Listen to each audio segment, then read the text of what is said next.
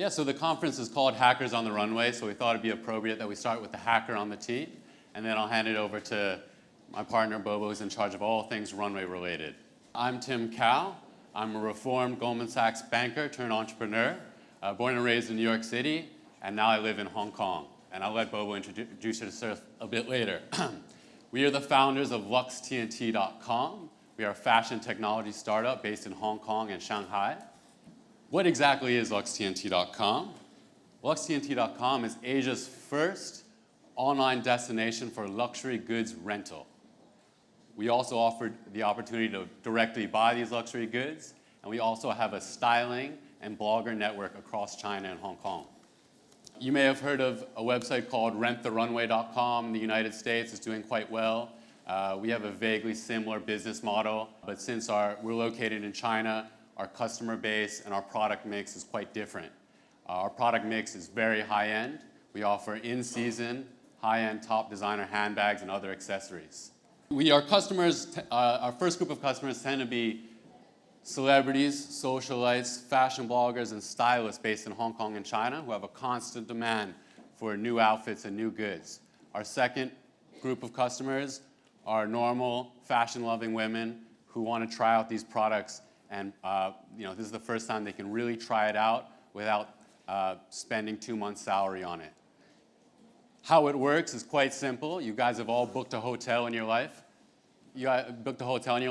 So you browse our collection, our curated collection. You find the item that you like. You choose the date. This can be from the comfort of your own home, and we courier it to and from your door. You don't even have to get up. There's no deposit per se. What we do is just like a hotel. We take a credit card authorization, so it's all done seamlessly. And we only charge you if perhaps we don't see the item back. How have we done so far? We actually launched just over 6 months ago, just before Christmas and the holiday season in December. And so far, so good. And we're very humbled by our early success. We've had a lot of media exposure, both locally and internationally. Such newspapers as the South China Morning Post, Oriental Daily. We're shooting a video with Bloomberg and BBC. And all of this for a PR budget of $0.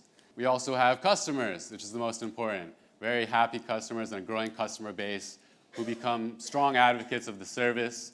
They love to post on Instagram afterwards, and we have great word of mouth. We've also, from a funding perspective, we've hit our first funding goal. We've raised money from an angel investor in Shanghai. That's why we're moving into China. And from a tech perspective, we've made the tech circuit. We're happy to be here in Paris with Hackers on the Runway. We went to Dublin at Web Summit, and we're a part of the Cyberport incubation program in Hong Kong, which is a directive by the government to bring tech startups to Asia.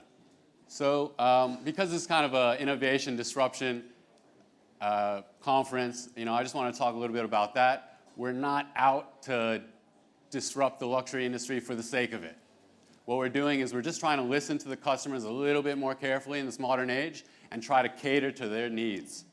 So for example, we have actually a lot of local companies in Asia that do this similar rental service, but I would call them politely very old school. You have to go to their shop, you have to bring a bag of cash, leave it as a deposit, and then the next day you have to do the same thing. With our service, you can do it from the comfort of your own home, whatever time of day. Also, we really focus obviously on the digital experience, whereas the luxury goods market in Asia, it really just focuses on the shopping mall, which is a very good place to shop, but can also kind of be a bland and too efficient experience sometimes. We also started the service because we hear about this problem of returns. I heard in New York, in Bloomingdale's, the big shopping mall, a lot of customers were buying, using it, returning it the next day. So what Bloomingdale's did was they put the tags bigger so that you couldn't wear it the night out because it would be very embarrassing to wear. We also hear about, other e-commerce companies that do the same thing, that cancel their return policy. We at LuxTNT.com think this is the wrong approach. If customers are doing it and want to do it, we think you should enable them to do it, to try out their goods. Just a little bit about our future plans. From a technology perspective, which I'm in charge of this year, we're rolling out our mobile app. So we want our customers to be able to use our service from anywhere, anytime. From their phone, they could book a rental. midway through the rental, they're going to get a notification. If they like the good, they could one-click buy, keep it at home. And soon they'll be able to share their outfit choices with us, with our stylists, and with their friends. And finally, we are finally going from a beta test project in China to launching publicly in the fall. So needless to say, we're a little bit busy, but we're happy and things are going well. And now I'll hand it over to Bobo, who will give a little bit of talk about Chinese sensibilities towards fashion and luxury fashion, and now the runway section. Hi everyone, thanks Tim. I'm Bobo Rok. I was born and raised in China, mainland, and Hong Kong. And I went to study in Geneva and afterwards London School of Economics. What I did before, many things like event companies, natural resources, and then finally I started this fashion business. The reason is that I've witnessed how China have changed since I was a kid. You know, when I was little, we've been told not to focus on our appearance. Like probably for the fashion operations, you think it's a little bit strange because we've been taught it's a waste of time and it's very shallow. So I grew up with uniforms that looks like tracksuits.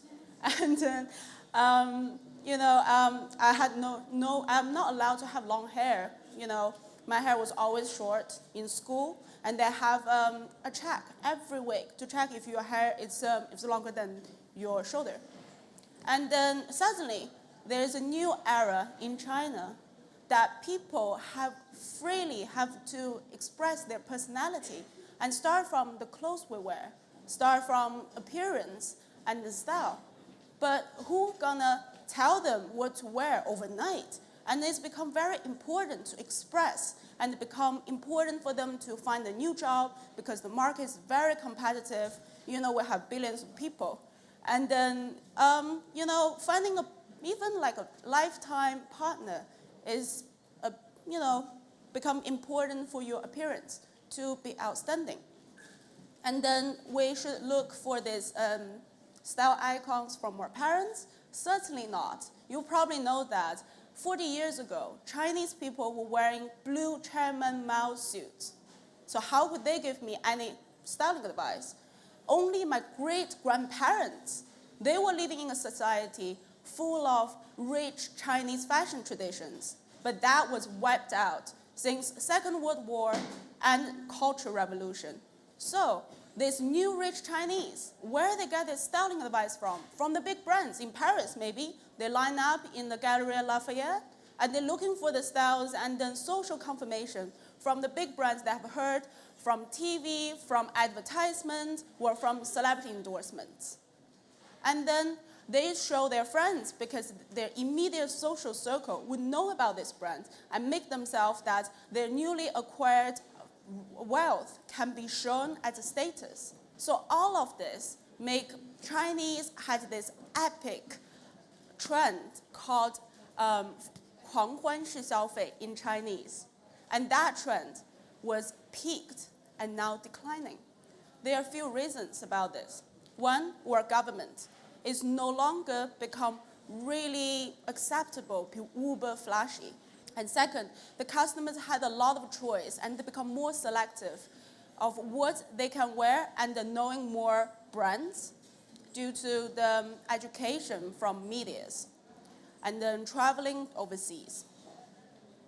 And all of this give me an idea of having Lux TNT and Fun Lux TNT to cater to this new Chinese generation who is looking for their identity.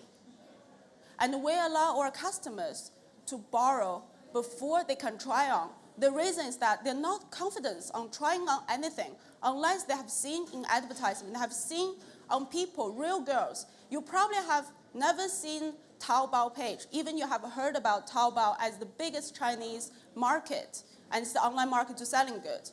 Each product page, they have over 50 pictures of this just random girl showing an outfit.